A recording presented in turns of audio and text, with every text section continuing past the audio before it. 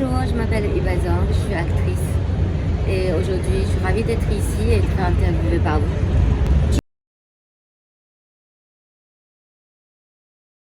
Quand est-ce que j'ai su que je voulais être comédienne? Je pense que je suis née comédienne, comme tout le monde. Vous voyez, quand un bébé voulait attirer l'attention de sa maman, il pleure. Donc ça c'est du comédie, il a pas mal, il a juste envie d'attirer l'attention. Donc on est tous nés comédiens. Après, la différence c'est que moi je fais un métier et je gagne ma vie avec. Voilà.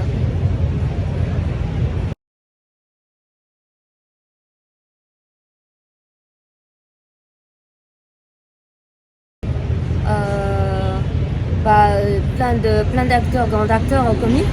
J'aime bien Gad Elmaleh, Jamel Debbouze. J'aime bien, comment elle s'appelle là, Blanche Gardin. Voilà.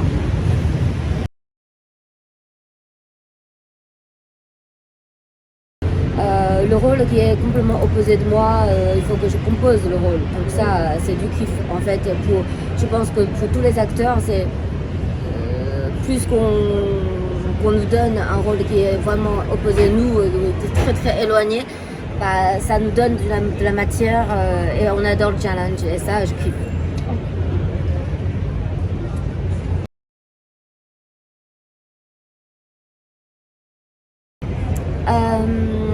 En fait, je fais 1 an d'école de cinéma à Paris, mais le but au départ, c'était, je voulais juste apprendre à parler français. Parce que j'aime pas apprendre la fois français de manière traditionnelle, c'est-à-dire à Sorbonne, 3 heures de grammaire, 2 heures de diction, ça je kiffe pas. Donc j'ai suivi une copine française, elle voulait être actrice, donc je suis allée avec elle, j'ai passé 1 an dans l'école. Et est-ce que par rapport à la barrière de la langue, est-ce que ça a été difficile justement d'apprendre par rapport aux autres comédiens qui sont déjà français? Bien sûr, parce que les autres, ils sont déjà français. Donc, le français, c'est leur langue maternelle.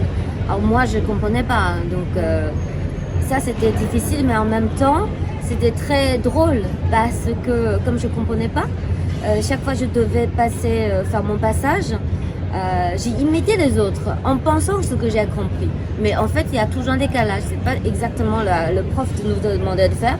Donc chaque fois que j'ai pensé, je suis passée, et bah, tout le monde rigole. Donc ça me fait très plaisir de faire plaisir, de faire rigoler les autres.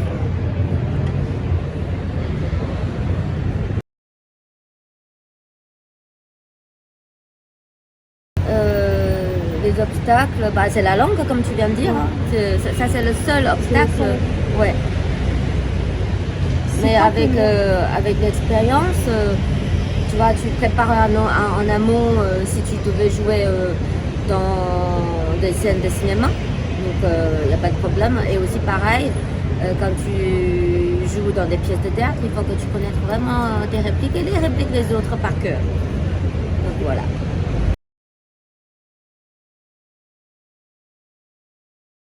Je pense que cette différence, ça existe toujours. C'est pour ça que les féministes se battent pour avoir cette égalité. Mais comme je ne sais pas combien ils touchent, personne m'a montré leur fiche de paye, je ne peux pas savoir.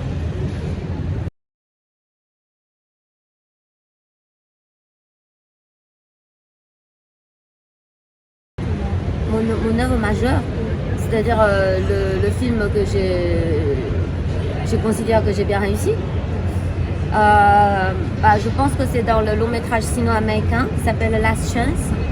Grâce au film, j'étais héroïne et j'ai eu le prix de meilleure actrice donné par le festival de Montgomery à Washington.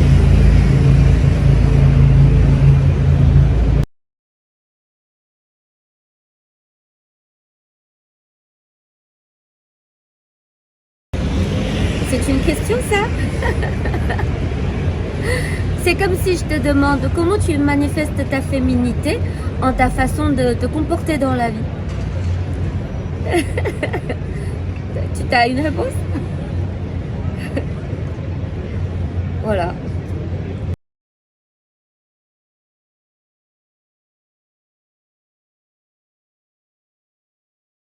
quel conseil que je donne aux futures actrices, je pense qu'il faut d'abord aimer jouer. Il faut aimer jouer dans le sens que vraiment quand vous jouez, ça vous provoque une réelle joie, même si vous jouez des rôles dramatiques. Mais après avoir joué, vous vous sentez bien. Enfin, vous êtes contente de ce que vous donnez pour le personnage. Je dis ça, c'est important parce que je vous donne un exemple pour que vous puissiez comprendre. J'ai joué dans le Songe d'une nuit d'été. J'ai joué le rôle principal, Elena. Donc le Songe d'une nuit d'été, c'est une pièce de Shakespeare. C'est une comédie, une grosse comédie. Seul le rôle d'Elena, c'est un rôle dramatique. Les autres sont des rôles comiques. Chaque fois, ils jouent, on rigole. Et moi, j'ai joué 1 mois dans le théâtre La Reine Blanche. Pendant 1 mois, on jouait tous les jours. Et je me suis amusée à faire pleurer le public dans les scènes différentes. Donc, une fois je termine de jouer ma scène, les autres pleurent, moi je pleure bien sûr. Et je rentre en scène, j'ai rigolé tout de suite. Je dis, ah, quelqu'un a mangé tout mon bonbon, tous mes bonbons, ça va pas. Tu vois, il est où mon chien? Donc il faut, en fait, je pense que pour être une bonne actrice, il faut être une actrice qui est vraiment s'adapter pour faire ce métier. C'est qu'il faut qu'on a cette capacité de switcher, tu vois. Tu es dans le personnage, tu donnes toutes tes tripes. Une fois tu finis de jouer, tu reviens toi-même.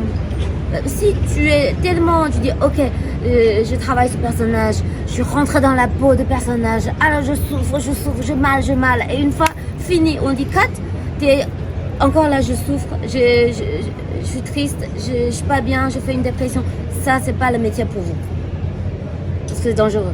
Il y a plein de gens qui se sont fait vraiment mal parce qu'ils n'ont pas cette capacité de sortir immédiatement.